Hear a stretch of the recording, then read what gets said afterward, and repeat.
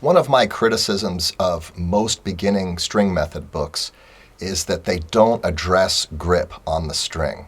To make the string sound good and resonate with good tone, you have to be able to first activate that string. The heavier the string, the more activation force that's required.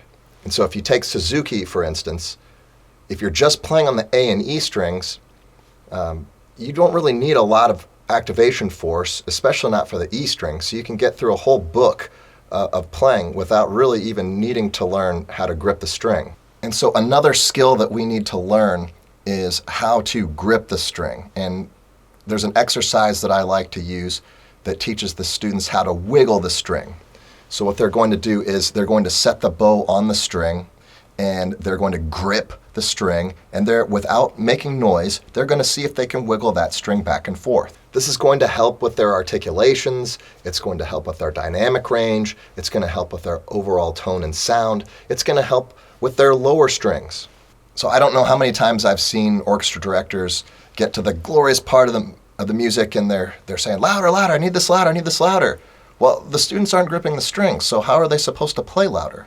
And the answer isn't always more bow, more bow, more bow, because without the grip, the bow's just going to slide around and it's not going to create good tone, it's not going to create good sound. I used to have a band director that taught next door to me when I was teaching my beginning orchestra, and he would come over and just harass us every once in a while. He'd poke his head in and he'd just say, more bow, more bow. And a lot of times I'd be like, no, we don't need more, because, we were working on some fine motor controls or something like that. And again, more bow is not always the answer, especially if we haven't learned how to grip the string first. So if you get in that situation where you really need more sound and the orchestra just, for the life of them, can't produce any more sound, try to have them wiggle the string, try to have them establish that grip so that they can activate the string and see how that transforms the dynamic range. The other thing that the wiggle exercise does is it encourages grip. And with that grip, it's going to make the bow stick to the string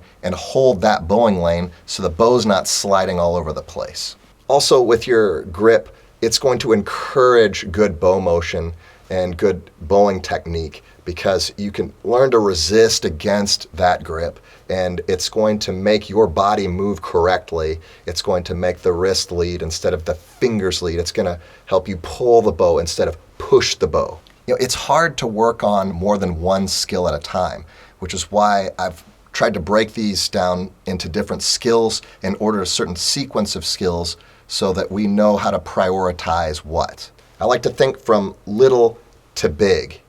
So the first thing probably that we should do is our windshield wipers, just to make sure that we're set up correctly, and then move on to our bow push-ups to make sure that our small joints are working well, and then start wiggling the string, and then eventually graduating into the long bows.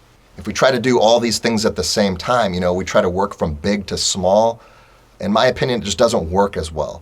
So we're able to take the entirety of a complex set of motions and skills and break them down to their individual components and teach those really, really well. And then when we start putting the pieces together, then we end up with really beautiful string sound.